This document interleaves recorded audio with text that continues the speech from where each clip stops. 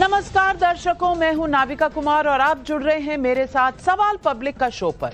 सोनिया गांधी आरोपी नंबर 1, राहुल गांधी आरोपी नंबर 2। आज इस पर दिल्ली की कोर्ट की मुहर लग गई।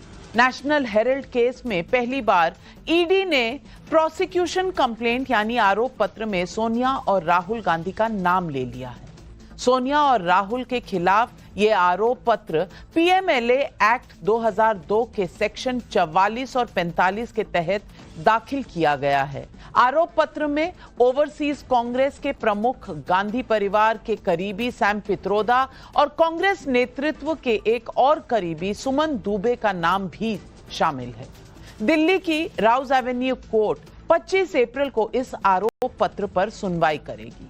सवाल पब्लिक का है कि नेशनल हेराल्ड केस में सोनिया और राहुल पर कसा ईडी का शिकंजा न्याय है या राजनीति की जंग। सोनिया और राहुल पर ईडी की ये प्रोसिक्यूशन कंप्लेंट उस दिन तय हुई है जब कांग्रेस के मिशन गुजरात के तहत राहुल गांधी अहमदाबाद पहुंचे हुए हैं।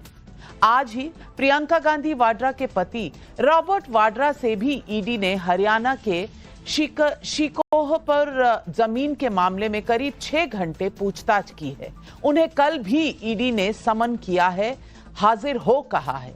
इस बीच सोनिया और राहुल के नेशनल हेराल्ड केस में आरोपी बनाए जाने के बाद कांग्रेस महासचिव जयराम रमेश ने एक्स पर पोस्ट किया, नेशनल हेराल्ड की संपत्तियों को जब्त करना कानून के शासन का मुखौटा ओढ़कर एक राज्य प्रायोजित अपराध है। श्रीमती सोनिया गांधी, श्री राहुल गांधी और कुछ अन्य लोगों के खिलाफ आरोप पत्र दाखिल करना प्रधानमंत्री और गृह मंत्री द्वारा की गई बदले की राजनीति और डराने धमकाने की कोशिश के अलावा और कुछ नहीं है। भारतीय राष्ट्रीय कांग्रेस और उसका नेतृत्व चुप नहीं बैठेगा।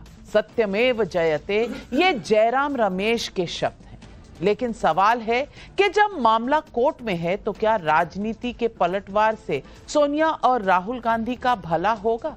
क्योंकि राजनीति अपनी जगह है, लेकिन ये आरोप बेहद गंभीर और संवेदनशील हैं। एजेएल यानी एसोसिएटेड जर्नल्स लिमिटेड की करीब 2000 करोड़ रुपए की संपत्तियों को सिर्फ 50 लाख रुपए में हड़पने का आरोप है ये। जब नेशनल हेराल्ड केस में कोर्ट में होगा दूध का दूध और पानी का पानी, फिर कांग्रेस नेतृत्व के चुप नहीं रहने की धमकी के मायने क्या हैं? क्या वाकई अब की जांच से गांधी परिवार तक आंच पहुंच चुकी है? सवाल पब्लिक का आज यही है। लेकिन बहस से पहले फैक्ट शीट मैं आपके सामने रखती हूं और विपक्ष की ये प्रतिक्रिया। कांग्रेस पार्टी को नस्तानाबूद करने की मोदी जी की साजिश है। ईडी तो इडियट है, जो मर्जी उसको कराए जा सकते हैं, उसमें हमें कोई परवाह नहीं, कोई फर्क नहीं पड़ते। मोदी जी को और बीजेपी पार्टी को हम डरते नहीं, ईडी सीबीआई से हम डरने वाला नहीं हूँ। इस बात से ये जरूर तय हो जाता है कि भारतीय जनता पार्टी जब जब राजनीतिक रूप से कमजोर होती है तो विपक्ष के नेताओं को अपने पपेट ईडी के माध्यम से हैरेस करने की कोशिश करती है। अब ये भारतीय जनता पार्टी की जो टेक्निक है पुरानी हो गई है। ये दिखा रहा है किस तरह से बदले की भावना से केंद्र की मोदी जी की सरकार काम कर रही है। जांच एजेंसियों के माध्यम से विपक्ष की आवाज को दबाने का प्रयास हो रहा है। उनको ये याद रखना चाहिए कि आदरणीय मोदी जी आप सब दिन सत्ता में नहीं रहेंगे। सोनिया और राहुल गांधी को आरोपी बनाए जाने पर विपक्ष आग बबूला है, तो आज पूछताछ का सामना करने वाले रॉबर्ट वाड्रा ने क्या कहा, इसे भी सुनिए। Totally misuse of the agencies. I speak for the minorities. I speak for the people of the country, and they misuse the agencies and try and quiet me down, stop me. Rahul in Parliament, and they stop me on the ground. Yeah. Are you dubbing it as a political conspiracy? 100%. 100. Everybody knows. Everybody knows.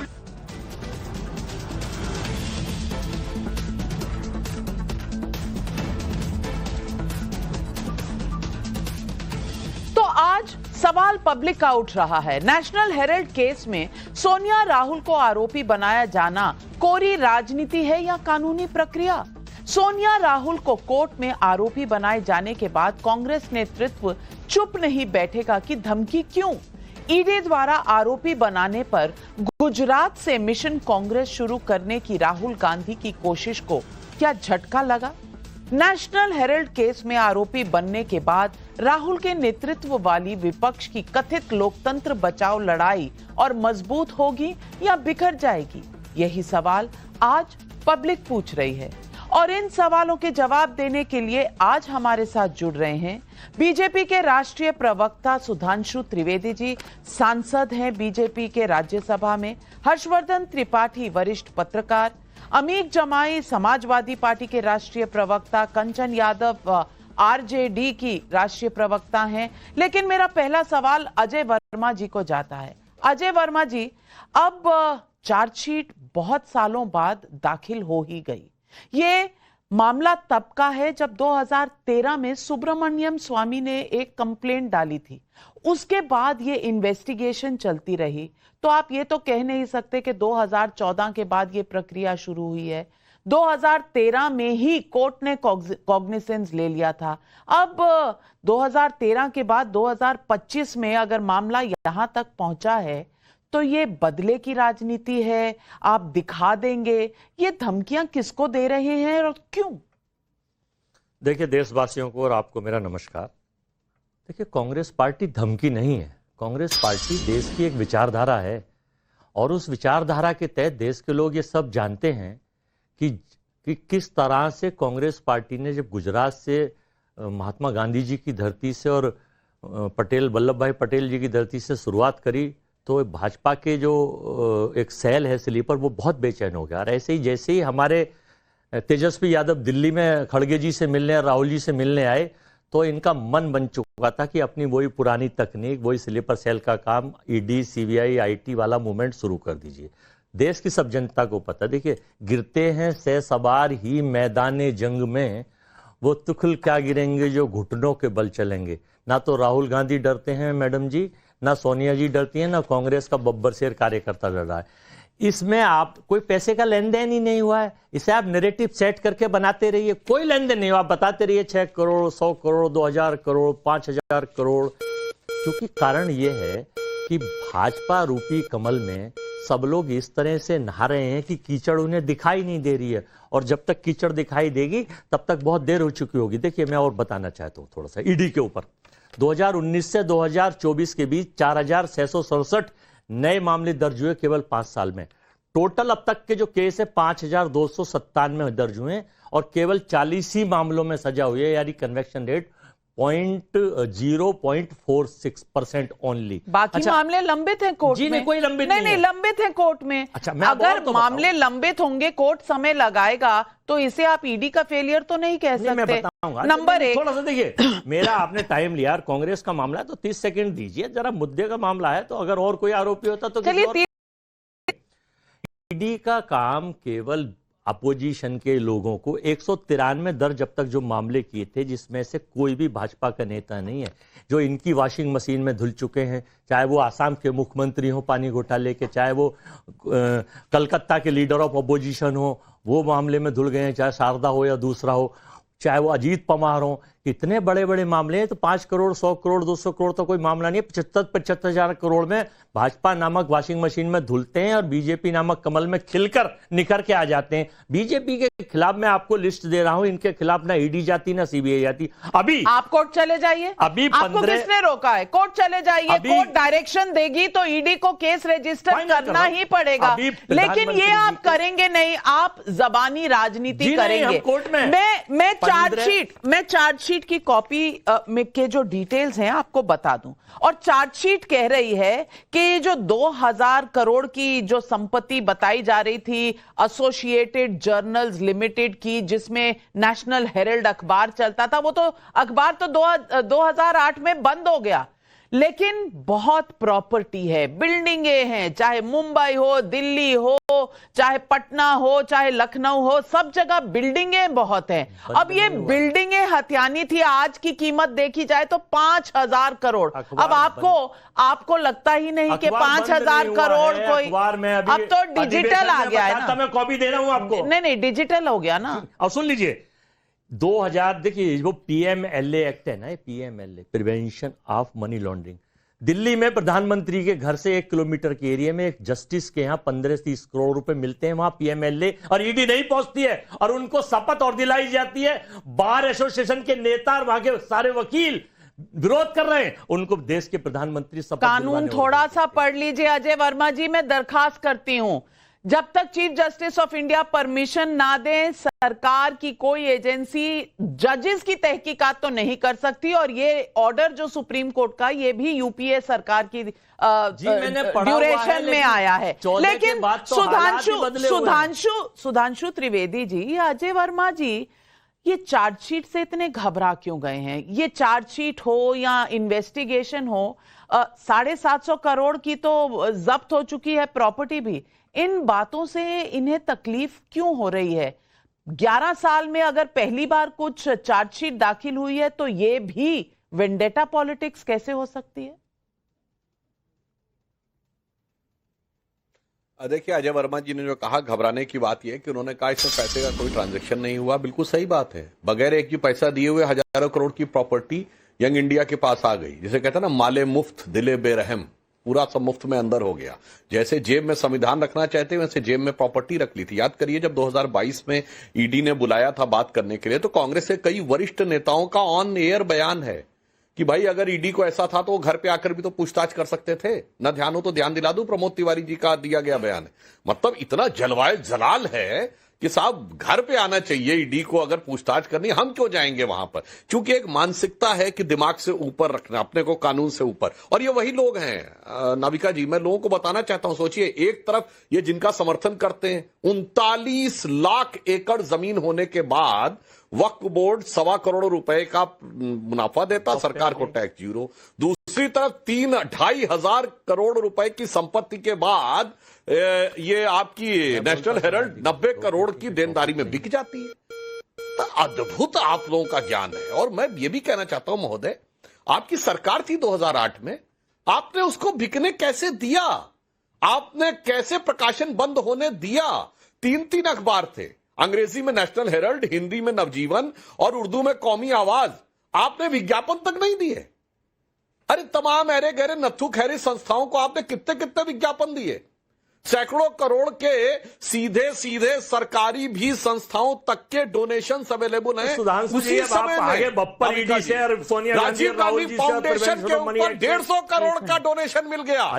मगर उसी बिल्कुल सुनिएगा पूरी बात, अपने परम मित्र को आपने अब दे दी गई और कितनी अरबों खरबों रुपए की जमीन है, उस पर चर्चा नहीं करेंगे। लैंड यूज चेंज कराकर बात सुनिए, काहे परेशान है? मैं तो ये कहना चाहता हूं कि अगर ये कहते हैं कि ये स्वतंत्रता संग्राम सेनानियों के लिए स्थापित था, बिल्डिंग के द्वारा बना था और पंडित जवाहरलाल नेहरू जी के द्वारा स्थापित था, काहे अरे वर्मा जी काहे फड़फड़ा रहे? दर्शकों को अपना निर्णय लेने दीजिए। समझ में आ गया, बीच में चिल्लाने के अलावा कोई विकल्प नहीं रह गया। आपने अपने टर्न में बोली, आप बोल रहे थे, मैं एकदम शांति से सुन रहा था।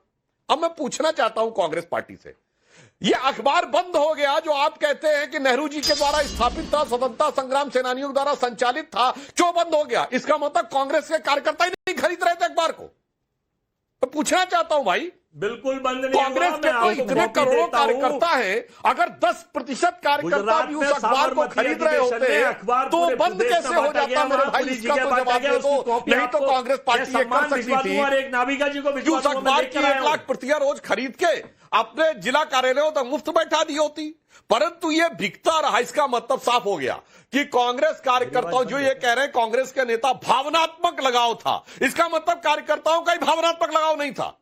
वरना ये कैसे हो सकता है कि नेहरू जी के द्वारा स्थापित स्वतंत्रता सेनानियों द्वारा संचालित अखबार बंद हो गया कांग्रेस के शासनकाल में? मेरे भाई इसका जवाब दे दीजिए कि कैसे बंद हो गया कांग्रेस के जवाब दीजिए अजय वर्मा जी, जवाब दीजिए। मतलब ये साफ हो गया कि आपके कार्यकर्ता खुद ही नहीं उसको खरीदना चाह रहे थे, अन्यथा 1 सेकंड में कार्यकर्ता लग जाते तो कभी नहीं बंद होता। अरे भाई, या फिर नियत ही नहीं थी, नियत थी कि बंद होने देना है ताकि फिर सारी संपत्ति खुद अंदर कर लेना है। जब आवाज जा रही है, आपको हर चीज पर इतना शक क्यों होता है मुझे समझ नहीं आती। चार्जशीट आती है तो आपको शक हो जाता है, आपको मैं काउंटर का समय दे रही हूं तो आपको शक हो जाता है कि आवाज ही नहीं जा रही। आवाज बुलंद है, नियत बुलंद रखिए। देखिए, हमारी नीति भी बुलंद है, नियत भी बुलंद है, हमारी इनकी तरह नहीं है। अभी अधिवेशन हमारा 8 और 9 तारीख में CWC की बैठक थी और AKICC डेलीगेशन की बैठक थी। पूरे गुजरात के अहमदाबाद में हमारा अखबार बता है, मैं 2 कॉपी लेके आया हूं, एक नाबिका जी आपको भेज दूंगा और एक सुधांशु जी आपके एड्रेस पर सांसद आवास पर आपको भेज दूंगा। आप देखना कि वो डिजिटल है या छपा है, बंद हुआ है या खुला है। पहला झूठ तो आपका ये एक्सपोज हुआ है, और दूसरा इसमें कुछ नहीं निकलेगा, ये आपका टोटल पॉलिटिकल विंडेडा है। जैसे हिटलर की SS फोर्स काम करती थी, ऐसे ही आपकी भी एक सुपरस्टार फोर्स है जो लगी हुई है विभिन्न रूपों में। अब वो यही चाहती है कि डर की राजनीति से कांग्रेस के कार्यकर्ता मैं क्या कहूं आपको अजय वर्मा जी, भारत की कोर्ट में मामला है, आपको हिटलर याद आ रहे हैं। मैं आपको दिखा देती हूं ना, हेरल्ड हाउस में हमने तो इन्वेस्टिगेशन कितने सालों से की है टाइम्स नाउ नव भारत पर। ये आपको दिखा देती हूं, ये लखनऊ की तस्वीरें हैं, नेशनल हेरल्ड की जो एसोसिएटेड जर्नल्स की, वहां बियर की दुकान चल रही है। वहां पर बियर की दुकानें, अगर हम वो तस्वीरें लगा दें, ये तस्वीरें हैं जो बियर की दुकान चल रही है वहां लखनऊ में। देख लीजिए, ये जो प्रॉपर्टी है, ये एसोसिएटेड जर्नल जहां अखबार बनना चाहिए, यहां वाइन एंड बियर बिक रही है। जाइए देख लीजिए, खरीदना हो तो खरीद भी लीजिए, यहां पर दिख रही है। अब मैं मुंबई की तस्वीरें दिखा देती हूं, और ये अगस्त 2022 की हमारी रिपोर्ट्स हैं, जब हमारे रिपोर्टर्स ने जाके वहां पर, ये मुंबई की है, यहां बड़ी बिल्डिंग खड़ी है, यहां पर कोई अखबार नहीं है। ये एसोसिएटेड जर्नल्स की बिल्डिंग दिख रही है ना आपको, बहादुर शाह जफर में, यहां सब रेंटेड आउट है, माल आ रहा है, रेंटल आ रहा है, इनकम टैक्स भी नहीं दिया जा रहा। लेकिन सवाल पूछो तो कहते हैं राजनीतिक बदला लिया जा रहा है हमसे। मैं पूछना चाहती हूं अमीक जमाई जी, इनकम टैक्स ने असेसमेंट की, एनफोर्समेंट डायरेक्टरेट फॉलो कर रहा है, और फिर हमारी रिपोर्टिंग टीम ये आज नहीं 3 साल पहले की रिपोर्ट दिखा रही है, जहां बड़ी कंपनियों के बोर्ड लगे हुए हैं, रेंट पे दिए हुए हैं सारे एरियाज, और पटना की तस्वीरें हैं जहां कोई और रह रहा है, कहीं से अखबार नहीं आ रहा। सवाल पूछो तो हाय तौबा मच जाती है। ये राजनीति नहीं है, ये देश का कानून है। हम ही टैक्स देंगे, राहुल गांधी, सोनिया गांधी की कंपनियां टैक्स नहीं देंगी। नाविका कुमार मैम, देखिए, आप तो इस पूरे केस को इनिशियली आप कवर कर रही हैं। मैं जानता हूं कि पूरे देश के जो जर्नलिस्ट हैं इस पूरे मामले को लेकर सब बोर्ड हो चुके थे कि इस मामले में आदरणीय राहुल जी के खिलाफ, सोनिया जी के खिलाफ कुछ बनता नहीं था। लेकिन क्योंकि हमारे प्राइम मिनिस्टर को, गृह मंत्री जी को, जो मेन ऑर्केस्ट्रेटेड है इसके पीछे, उनको हर हफ्ते देश में एक नया हेडलाइन चाहिए, एक नया हेडलाइन छिपाया जाएगा, एक नया हेडलाइन लाया जाएगा। हेडलाइन छिपाया क्या है? पाकिस्तान ऑक्युपाइड कश्मीर में पूरा यूएस का जो डिप्लोमेसी वहां पे बैठा हुआ है, उस पर जवाब न देना पड़े अंतर्राष्ट्रीय मामले में, तो एक हफ्ते में नया नमूना हमारे देश में सामने आ जाता है। सवाल यह है कि ईडी का जो इस देश में क्रेडिबिलिटी है, सीबीआई का तो खत्म ही हो चुका था। इस देश में सीबीआई को कौन मानता है? वो सारे लोग, अगर हमारे प्रफुल्ल पटेल साहब कह रहे थे देश के हमारे गृह मंत्री जी की, मैं प्रफुल्ल पटेल को बर्बाद कर दूंगा, उन्हें मैं खत्म कर दूंगा, भ्रष्टाचार खत्म कर दूंगा। क्या हुआ? आरएसएस में प्रफुल्ल जी समा गए, प्रफुल्ल जी चंगासी। तो ये राहुल जी को रास्ता रोकने का, इंडिया ब्लॉक के एलओपी का रास्ता कैसे रोका जाए, आपने गलत नंबर डायल कर दिया। आप आदरणीय राहुल जी को डरा लोगे, आप आदरणीय अखिलेश यादव जी को डरा लोगे, ये आपका गलतफहमी है।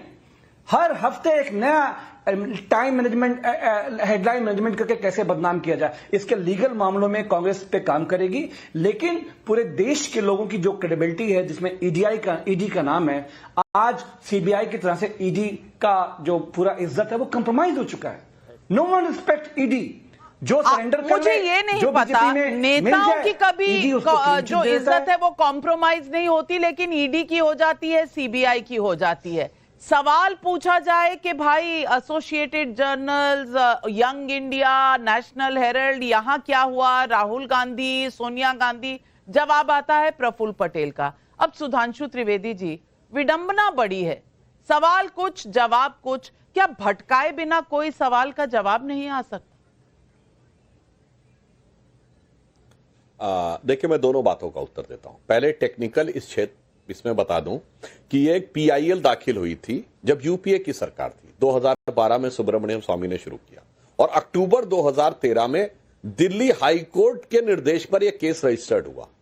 अमित जमाई जी और अजय वर्मा जी को ध्यान देना चाहिए, अक्टूबर 2013 यूपीए की सरकार में, तब तो मोदी सरकार का नामो निशान नहीं था। अब केस तब शुरू हुआ, कार्रवाई अब हो रही है, तो इनको लग रहा है कि साहब ये तो बड़ा वेंडेटा के साथ हो रहा है। और अमित जमाई जी तो शायद भूल गए जो वो बोल रहे हैं। मुलायम सिंह यादव जी का तो वीडियो अवेलेबल है। कांग्रेस तो बहुत खतरनाक पार्टी है, वो किसके बारे में था, उन्होंने उनका वीडियो अवेलेबल है कि अगर अमर सिंह नहीं होते तो मैं जेल चला गया होता। तो ये कांग्रेस पार्टी के ही बारे में था। अच्छा, ये डिस्प्रोपोर्शनेट एसेट का केस किसके जमाने में हुआ था? मुलायम सिंह जी पे और मायावती जी पे। लालू प्रसाद यादव जी पे केस कब रजिस्टर हुआ? वो जेल कब गए? लालू प्रसाद यादव जी के 97 में दिए गए बयान है कि कांग्रेस पार्टी मुझे जेल में डालना चाहती थी। ऐसा नहीं है कि ये बातें हवा में। और मैं और फिर फैक्ट आपको बात बता दूं, जुलाई 2008 में न्यूक्लियर डील के मामले पे मुलायम सिंह जी ने जाके समर्थन किया जब कम्युनिस्टों ने समर्थन विड्रॉ कर लिया। आपकी पार्टी के 38 सांसद थे उस समय।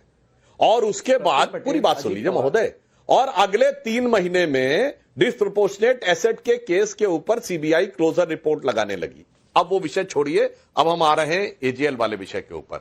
मेरे ख्याल से अजय वर्मा जी ने कितना ज्यादा पढ़ा है। मैं एक छोटी सी बात पूछता हूं, अजय वर्मा जी, उस जमाने में नवजीवन अखबार निकलता था, हर्षवर्धन जी को पता होगा, अमित जमाई जी को पता हो ना पता हो, कंचना जी की तो आयु उतनी नहीं होगी कि उनको उस जमाने की जानकारी हो, मगर ये बताइए उसमें एक कार्टून कैरेक्टर निकलता था अजय वर्मा जी, जैसे टाइम्स ऑफ इंडिया में लक्ष्मण निकलता था। आपको पता हो कार्टून कैरेक्टर का नाम बता सकते हैं आप?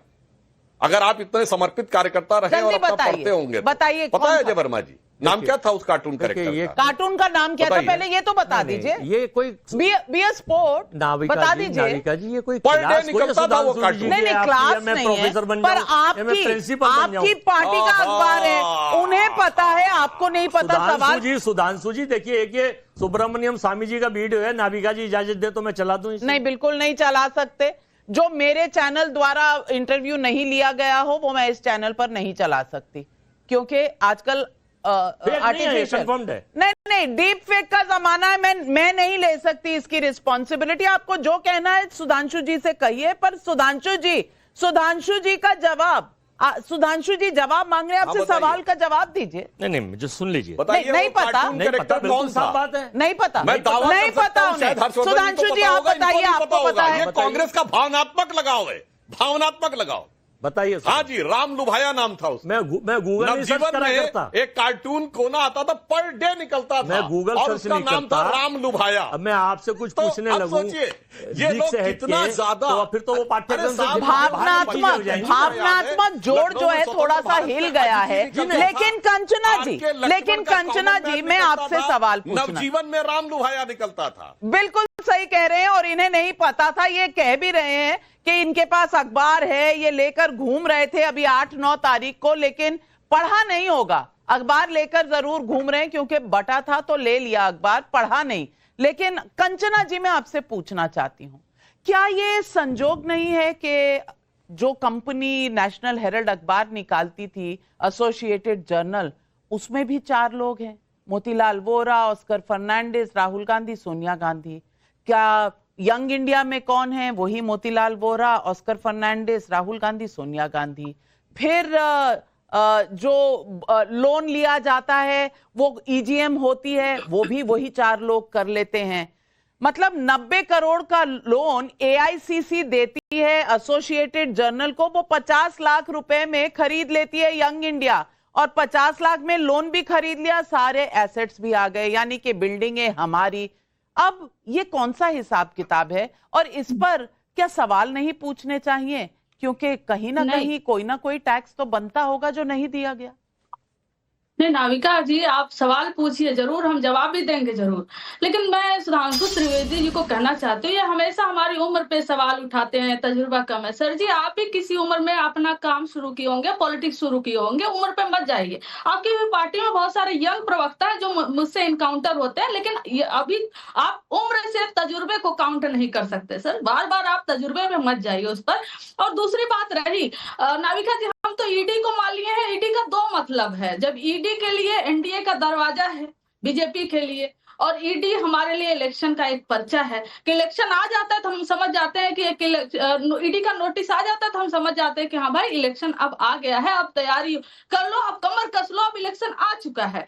तो बिहार में इलेक्शन है, बहुत ईडी के समन आएंगे, बहुत लोग अभी हो सके जेल में भी डाले जाएंगे। हमें कोर्ट से डर नहीं लगता नाविका जी, हमें पुलिस से डर नहीं लगता, हमें ईडी से डर नहीं लगता, हमें सीबीआई से डर नहीं लगता। ये अपना काम कर रहे हैं, जो इनके पास है संस्था मिसयूज कर रहे हैं और हम अपने हिसाब से लड़ाई लड़ रहे हैं। तो अगर सुब्रमण्यम स्वामी जी का नाम आपने भी लिया, अभी बीजेपी के प्रवक्ता सुधांशु त्रिवेदी जी ने भी लिया, वही सुब्रमण्यम स्वामी जी कई बार अनेक डिबेट में बोल चुके हैं कि मोदी जी के खिलाफ उनके पास इतने डॉक्यूमेंट है कि मोदी जब पावर से हटेंगे तो जेल में जाएंगे। उनकी क्रेडिबिलिटी पर सवाल तो खुद भारतीय जनता पार्टी के प्रवक्ता ही लगा चुके हैं, बीजेपी के नेता ही लगा चुके हैं। तो हम सुब्रमण्यम स्वामी जी को नहीं काउंटर करने जा रहे हैं, लेकिन जो मसला है वो मसला यही है कि चुनाव आ रहा है, ईडी का नोटिस आएगा, तो चुनाव आ रहा है तो आरजेडी पे तो अभी कुछ नहीं हुआ, सोनिया गांधी राहुल गांधी पर आपने क्यों कर दिया? सुधांशु जी आप ये जवाब दे दें।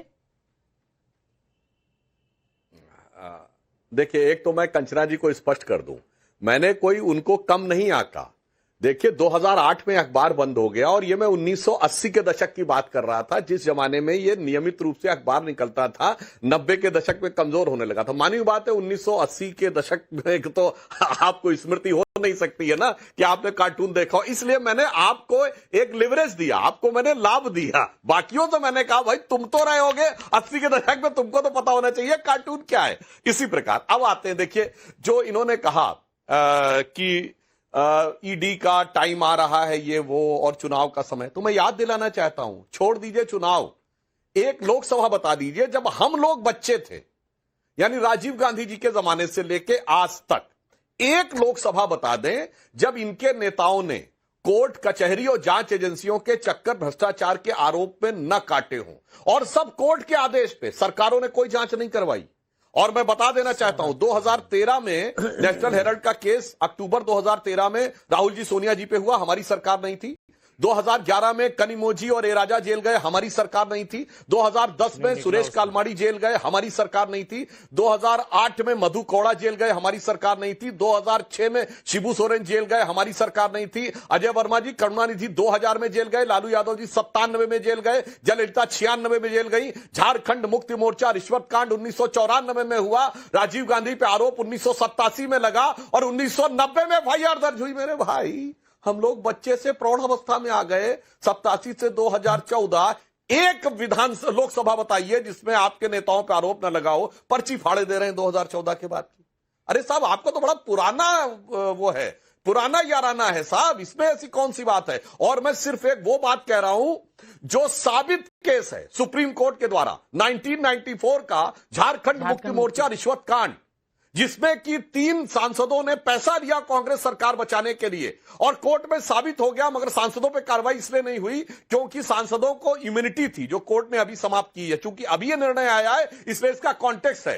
तो 94 के बाद 2024 तक भी आप वही जेएमएम और कांग्रेस साथ है। तो भ्रष्टाचार के लिए नाविका जी, जो मैंने एक बार संसद में बोला था, कांग्रेस के लिए बोल देना चाहता हूं कि ये भ्रष्टाचारी पार्टियां कांग्रेस और जेएमएम एक दूसरे से कह रही हैं कि 30 साल पहले मुझे तुमसे प्यार था, जिया बेकरार था, यही भ्रष्टाचार था, आज भी है और कल भी रहेगा। बड़ी बात कह रहे हैं। मैं हर्षवर्धन त्रिपाठी जी आपके पास आ रही हूं, लेकिन जनता के बहुत सवाल आ रहे हैं।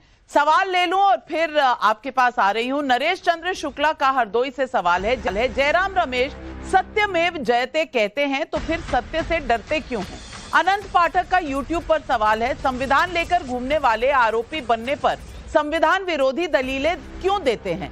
अमरीक सिंह का मोहाली से सवाल है, कांग्रेस के प्रवक्ता अरविंद केजरीवाल की तरह बात क्यों कर रहे हैं? संजय मिश्रा भदोही उत्तर प्रदेश से पूछ रहे हैं, नेशनल हेराल्ड केस में ईडी के आरोप पत्र को कांग्रेस बदले की कार्रवाई बता रही है। इसी तरह लालू यादव पर विपक्ष ऐसा ही बोलता था, कब तक सच से बचेंगे? ये सवाल जायज है या नहीं? दन त्रिपाठी जी। देखिए नविका जी, सबसे पहले तो ये सुधांशु जी ने ढेर सारी फहरिस्त जो गिनाई, उसमें ये भी जोड़िए कि सोनिया जी और राहुल जी पर ये जो मामला है ये भी भाजपा सरकार में दर्ज है। लेकिन मेरे मन में और देश के लोगों के मन में एक बड़ा प्रश्न है खुद आम आदमी पार्टी कह रही, जो इनकी सहयोगी रही, कि ये तो ओपन एंड शट केस है, अब तक ये जेल क्यों नहीं गए। अरविंद जी का वो वाला बयान आपको याद होगा कि सोनिया जी को एक बार टॉर्चर किया जाए, 3rd डिग्री दी जाए, इस तरह के शब्दों का इस्तेमाल नहीं करना चाहिए, ये तब उन्होंने कहा था। सवाल देश ये पूछ रहा,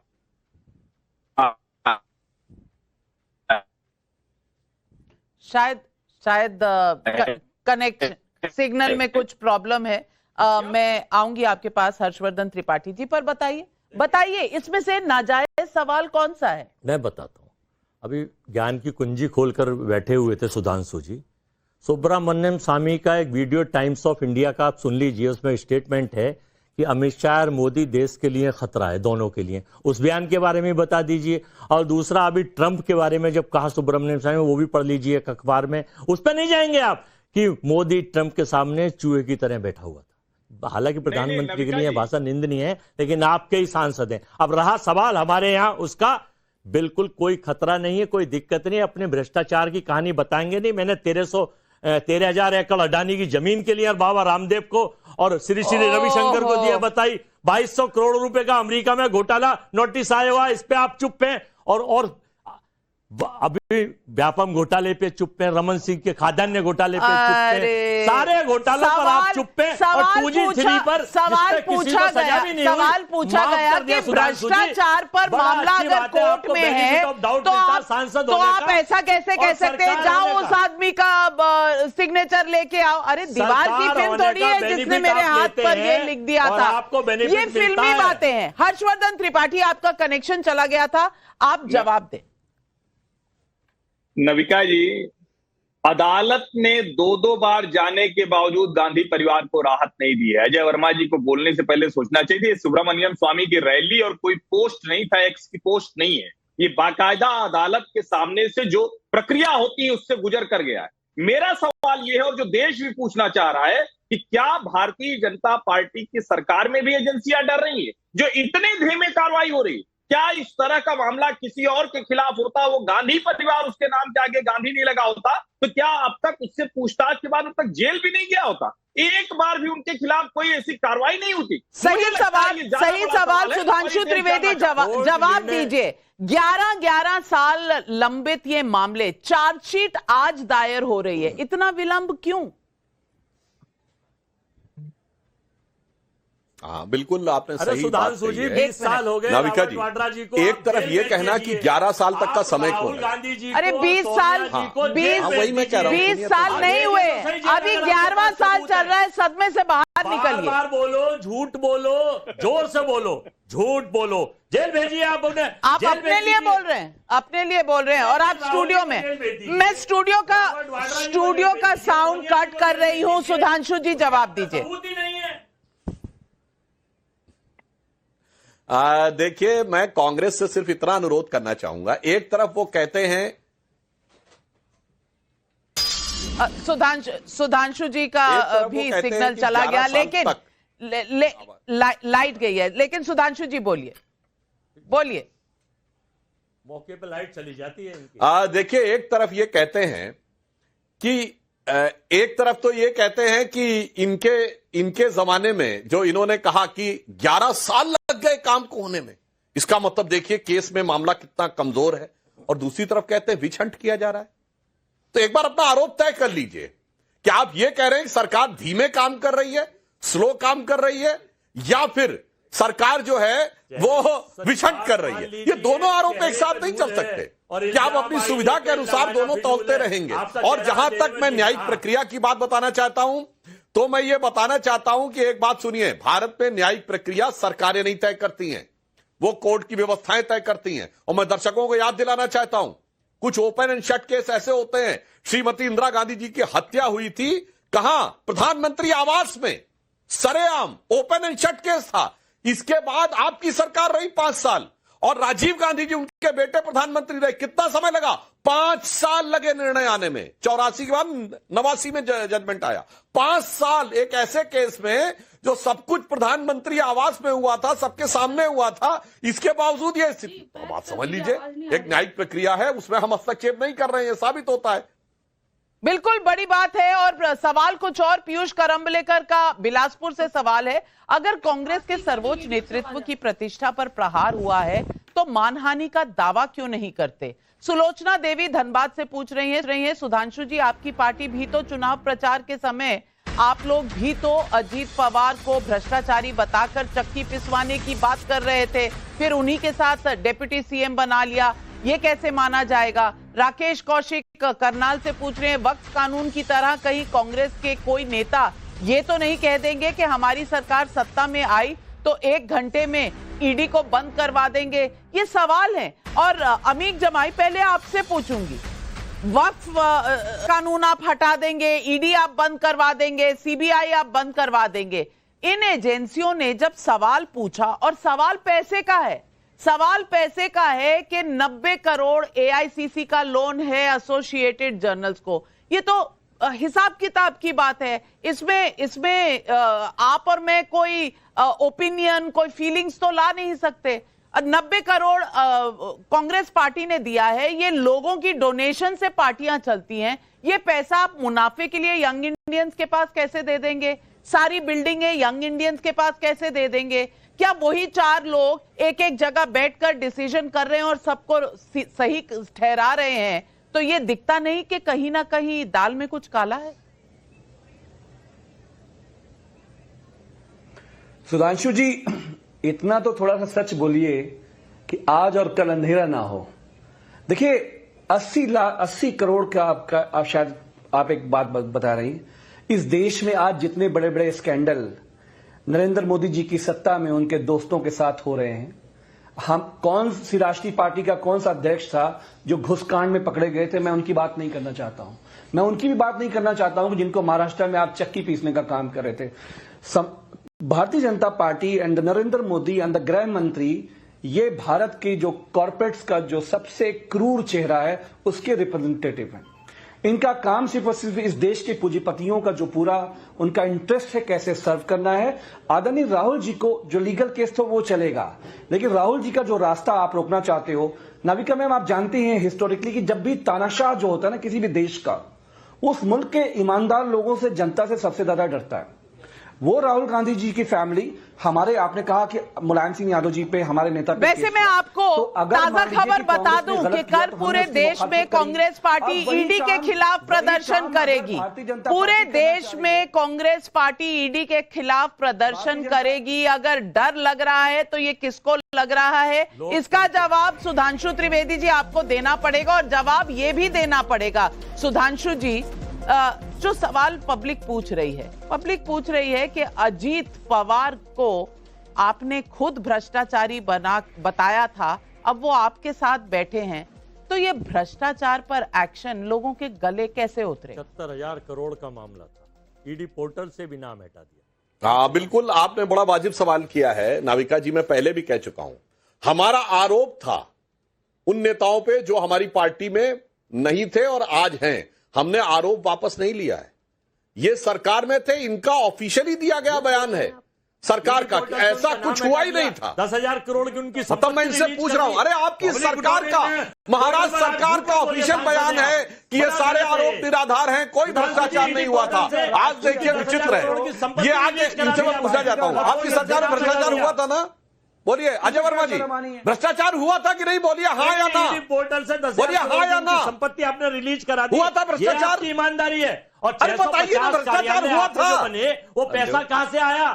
नोटबंदी के बाद, और 1200 करोड़ का एक कार्यालय दिल्ली में बना आरएसएस का, वो पैसा कहां से आया? इसका जवाब देंगे आप? कह देंगे चंदा आया है। आपका कॉर्पोरेट मित्र है संसार में, हमें पता है वो चंदा देते हैं, लेकिन इसका कोई जवाब नहीं देंगे। देश की भ्रष्ट से भ्रष्टतम पार्टी का आप नेतृत्व करते हैं, आप उसके प्रवक्ता हैं। ये मैं नहीं कह रहा, ये पूरे देश में मैसेज है, लेकिन आप उसे पब्लिक डोमेन में छुपाना चाहते हैं।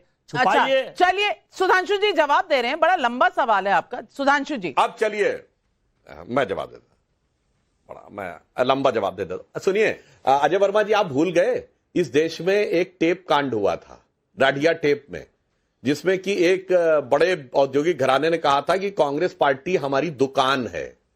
हमारे लिए किसी ने नहीं कहा दुकान है। और पैसा कहां से आता था, आप लोगों के तो अद्भुत सोर्स है, सोर्स के साथ कोट कर रहा हूं, वोल्कर रिपोर्ट 2006, सद्दाम हुसैन से पैसा आया तेल के बदले उसमें, जिसमें नटवर सिंह को इस्तीफा देना पड़ा। और नटवर सिंह जो विदेश मंत्री थे कांग्रेस सरकार, उन्होंने अपनी किताब one life is not enough में इसका पूरा वर्णन किया है। आप पे आरोप है कि केजीबी से सीधे पैसा आता था। Mitrokhin's archive KGB and the world part 2, आप पे यह आरोप है कि सीधे रशियन सरकार से पैसा आता था।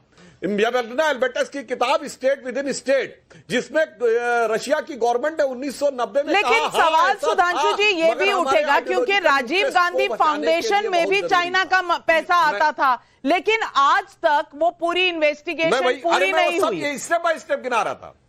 नहीं, वो इन्वेस्टिगेशन पूरी नहीं है क्या? उसको भी 20 साल लगेंगे क्या? हमारे बच्चे और हमारे पोता पोती देखेंगे वो इन्वेस्टिगेशन के रिपोर्ट? ये सवाल वाजिब है और यही सवाल शंकर लाल राठौर का है। कंचना जी जरूर सुनिए, देवास से सवाल पूछ रहे हैं। मोदी जी से जब पूछताछ होती है तब तक सारी एजेंसियां ठीक होती हैं, जब राहुल जी सोनिया जी की बारी आती है तो ईडी खराब बन जाती है, ऐसा क्यों? असित मोदी का मुंबई से सवाल है, क्या विपक्ष के लोग सिर्फ टीवी डिबेट पर लड़ेंगे या चुनाव भी लड़ेंगे? दोनों सवालों का जवाब कंचना जी आप। तो हम लड़ ही रहे हैं नाविका जी, जिसकी वजह से ये घबराए हुए हैं। और कल अगर कांग्रेस प्रदर्शन ही कर रही है देश भर में तो क्या बुराई है भाई? आप यूटर्न बाबू किसको कहा करते थे? चंद्रबाबू नायडू जी को यूटर्न बाबू कहते थे मोदी जी, और वही फिर 9 महीने के अंदर ही जेल से आए और मुख्यमंत्री भी बन गए। आप बताइए। और उनके बेटे क्या कहते थे कि हमारे पिताजी को जेल से निकलवाएंगे और उसके लिए चाहे गृह युद्ध करना पड़ जाए। भाई आप लोग गृह युद्ध करो तो बढ़िया, हम प्रदर्शन भी ना करें। ईडी और सीबीआई एक संस्था है ना। कंचना जी थोड़ा सा याद दिला दूं, अब आप कहेंगे आप छोटी हैं और आपके ऊपर मैं सवाल उठा रही हूं। मैं एज का सवाल नहीं उठा रही, लेकिन 1975 में इमरजेंसी लगी थी। मीसा नाम कहां से आया आपको पता होगा। अब उसी कांग्रेस के खिलाफ राजनीति करते करते आपकी पार्टी बनी थी, पैदा ही इसीलिए हुई थी, मीसा नाम ही इसीलिए पड़ा था आपकी नेता का, और आज आप कांग्रेस के साथ हैं। तो यू टर्न कौन कौन करता है इस पर तो मुझे लगता है राजनीति में किसी को जाना ही नहीं चाहिए। लेकिन हर्षवर्धन त्रिपाठी, ये जो यू टर्न वाला फॉर्मूला है ये तो नहीं चलेगा। लेकिन जो सबसे बड़ा सवाल है कि ये पैसे की लेन देन का सवाल है, जिसके कागज पत्र होते हैं, और इस चार्जशीट में लिखा है कि टैक्स नहीं देना था। जब टैक्स का नोटिस आता था तो लोगों से एडवर्टीजमेंट डाले जाते थे, और एडवर्टीजमेंट जो डाले गए, जिसका पैसा दिखाया गया, उस पे टैक्स कोई नहीं क्योंकि अखबार चल रहा है। लेकिन कौन से एडवर्टीजमेंट थे? वो लोगों ने बयानों में कहा है ईडी के सामने कि हमसे जबरदस्ती दिलवाए गए। ये जो बुक एंट्रीज हैं, ये मामले जो हैं, ये तो बही खाते के मामले हैं, इसमें कहां से राजनीति आएगी? नविका जी, बोगस चंदा, बोगस विज्ञापन, गलत तरीके से शेयरों का हस्तांतरण, ये ऐसे आर्थिक अपराध हैं जिसमें किसी को भी सीधे जेल होती है। अब इस देश में क्यों सोनिया गांधी और उनके परिवार से लोगों को, एजेंसियों को डर लगता है?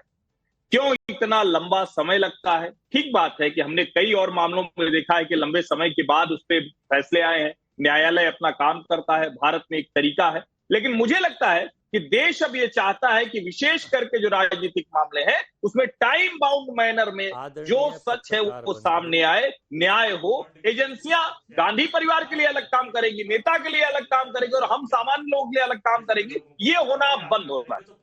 देश के लोगों को पता है कि बॉन्ड में सरकार के पास ज्यादा पैसे आए, लेकिन आप ये बता दीजिए कि ये जो कानून मानने वाले, ये जो जेब में संविधान लेकर चलने वाले, ये प्रदर्शन किसके खिलाफ कर रहे हैं?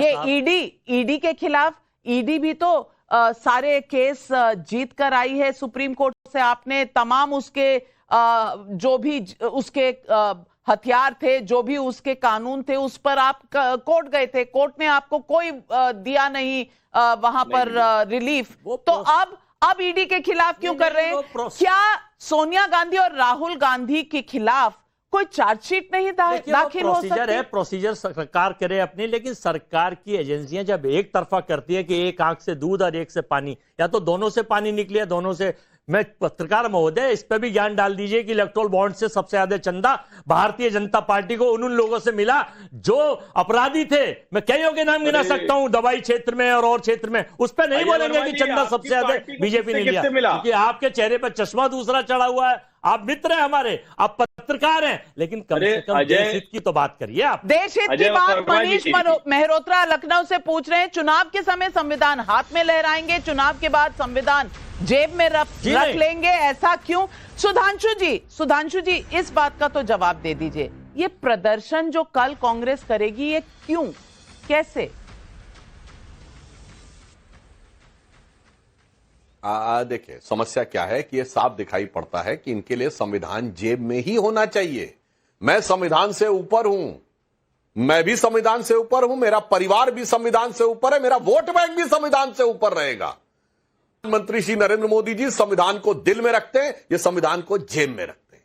ये इनके पूरे आचरण से बहुत साफ और स्पष्ट रूप से दिखाई पड़ता है। इसीलिए आप इन चीजों के विरुद्ध कार्रवाई की बात कर रहे हैं। अभी अजय वर्मा जी कह रहे थे दोनों आंखों से होना चाहिए। गोवल और बताना चाहता हूं हमारे किसी नेता के खिलाफ जमाई आपकी साहब सरकार ने कभी कोई आरोप लगाओ भ्रष्टाचार का, बताइए। अर्जी फर्जी आपने बहुत हिंदू टेरर के केसेस लगाए, पर भ्रष्टाचार का कोई केस नहीं लगा पाए। और आपकी सरकार थी, आप कोई तैयार नहीं। अजय वर्मा जी दाद देती हूँ आपकी। गोलवलकर पर चले गए सवाल जब राहुल गांधी और सोनिया गांधी का आया। आप अब चले जाएंगे 1500 की शताब्दी में और वहां की बातें गिनाने लगेंगे। सवाल सिर्फ इतना पूछा गया कि ये जो पूरी तहकीकात है अगर कोर्ट तक पहुंची है तो डर किस बात का, प्रदर्शन किस बात का? क्या दूध का दूध पानी का पानी नहीं होना चाहिए? क्या मामले जो कोर्ट में है वो संविधान के तहत नहीं है? और अगर संविधान को मानने वाले ही प्रदर्शन करेंगे संवैधानिक प्रक्रिया पर, तो आप इसे क्या कहेंगे? भारत की राजनीति? शायद यही सवाल आज पब्लिक पूछ रही है। तमाम पैनलिस्ट का धन्यवाद करती हूं और आपसे इजाजत लेती हूं। दर्शकों नमस्कार।